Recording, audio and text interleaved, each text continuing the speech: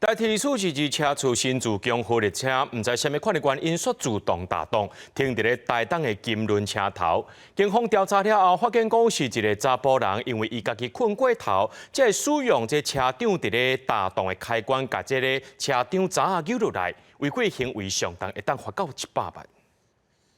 这个画面会当看到徛伫车门边穿乌色外套的查甫人，顺手揪车长开关，必须代替第422处新自强号紧急停车。警方将按查甫人的身份再去通知伊到案说明。这个谢姓的行为人他说因为睡过头，来不及下车，一时情急之下就把车厢之间的那个车长阀来转动。本案我们在调查以后，将依据铁路法68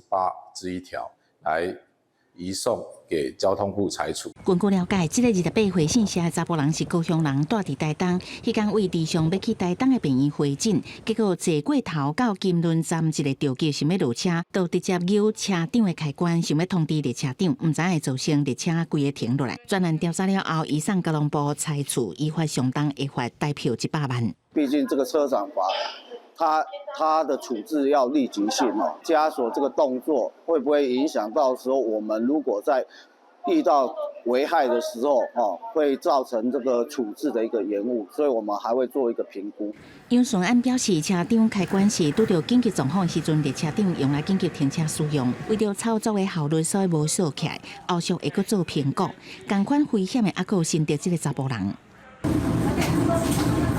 列车一个停落来，查甫人爬落月台，赶随身的行李随便窜过铁轨路。这件代志发生伫台湾支线樱花车站，互人看到体紧张。本所迄今未接获相关报案，